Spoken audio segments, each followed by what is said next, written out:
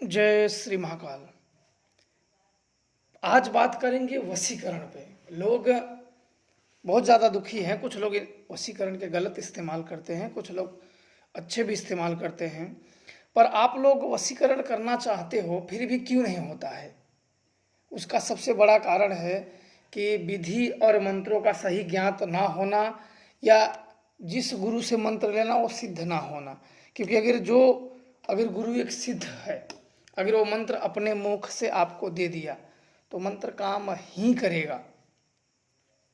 और यहाँ कुछ मैं आपको बातें बता देता हूँ कि वशीकरण के जो कार्य होते हैं वो सिद्धि चंद्र, मेरे गुरुदेव बताते थे कि चंद्रदेव मन के देवता हैं, और चांदनी रात में साधना करो तो चांद को पहले भर निगाह देख लो, और खुले आसमान में करना है।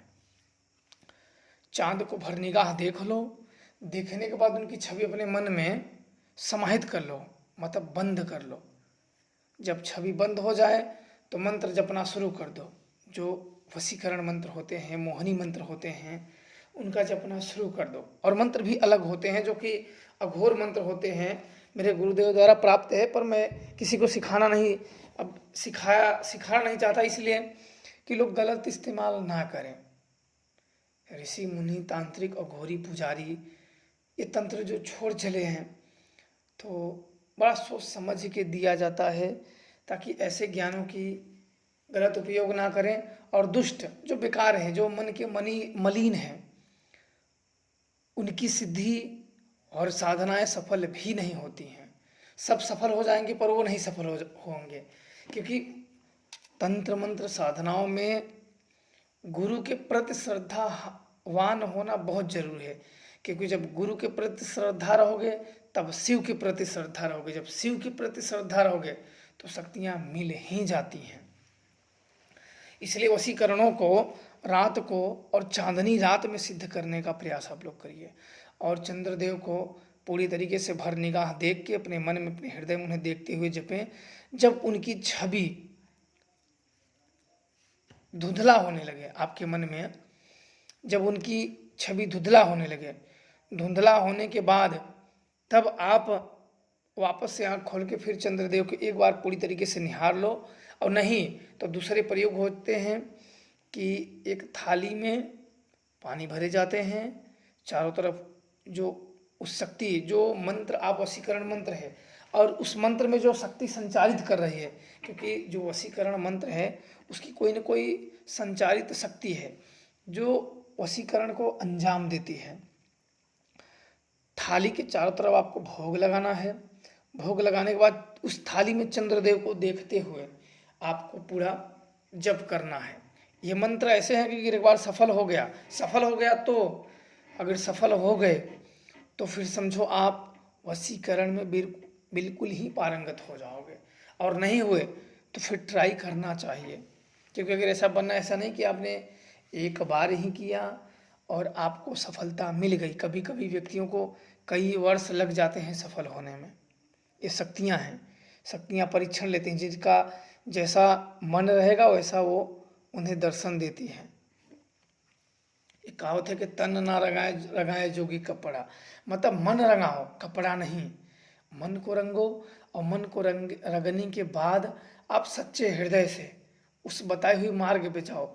एक बार नहीं, दो बार नहीं, चार बार नहीं, 6 बार नहीं, पर इतना ध्यान दो कि सफलता हमें प्राप्त करना है तो है। क्योंकि शक्तियाँ किसी का मन देखती हैं, किसी का भाव देखती हैं, किसी की ऊर्जा देखती हैं, किसी का तप बल देखती हैं। उस हिसाब से किसी को पहली बार में सिद्ध हो जाती हैं, किसी को दूसरी बार में, किसी को चौथी बार में, किसी को तो पूरे जीवन भी सफलता नहीं मिलती है। तो इसीलिए हमेशा प्रयास करना चाहिए, कभी भी हार नहीं माननी चाहिए। और बहुत से गुप्त प्रयोग होते हैं जो कि यहाँ बताना संभव नहीं है, और प्रयोग गुप्त ही रहे तो अच्छा है। और नहीं तो ऐसे प्रयोगों को अगर बता दिया जाए तो उसका काफ़ी गलत इस्तेमाल होगा और काफ़ी भीषण उसका प्रभाव भी होता है। इसलिए आप लोग उतना ही करिए जितना कि आप लोग बाद में झेल पाओ अपने दुख को। ऐसा नहीं कि इतना सिर पे लाद दो कि तुम अपने ही बोझ तले जमीन पे धंस जाओ। उतना ही किए जाते हैं जितना तुम अपने सिर पे बोझ उठा सको और दूसरे से उठवा सको। तंत्र साधना, क्योंकि जब गुरु बनोगे, शिष्य जब तुम्हारे बनेंगे, तो अपने शिष्य को भी वही ज्ञान दिए जाते हैं और उतना ही दिए जाते हैं ताकि शिष्य भी ना भटके और किसी कामों में ना दबे। वशीकरण में अगर इस प्रकार से किए जाएं, जो उसमें मूल शक्ति है, जो मंत्र को संचालित कर रही है, क्योंकि मंत्र जो मंत्र होते हैं उसमें कोई ना कोई मुख्य शक्ति होती है जो संचालित करती है। उस संचालित शक्तियों का आपको भोग देना है।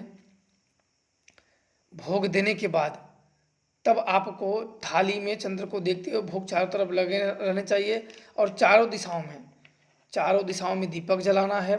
हर बहुत से मोहनी और वशीकरण के विधान भी अलग अलग होते हैं, पर जो अघोर क्रिया, जो कपालिक क्रिया की वशीकरण के विधान मैं आप लोगों को बता रहा हूँ।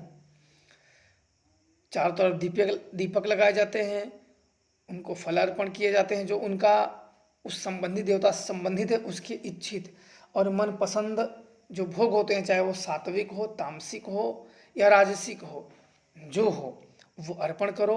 अर्पण करने के बाद तब पूरी जब क्रिया हो जाए, तब आप उसी चंद्र में जिसके ऊपर चलाना है एक थाली लीजिए और उसी में उसकी आकृति देखते हुए प्रयोग किए जाते हैं। हालांकि ये बहुत गुप्त प्रयोग है, फिर भी आप लोगों से प्रेम है इसलिए आप लोगों को बताने के लिए और समझाने के लिए मैं यह प्रयोग आप लोगों को बता दे रहा हूँ, ताकि आप लोग अगर जीवन में अगर कभी दिया जाए, अगर सच में इन सब बाधाओं से और आपके जीवन में लगता है कि वाकई ही आपके साथ गलत हुआ है, तो आप ऐसे प्रयोगों को करके और अपने जीवन को सुधार सकते हो।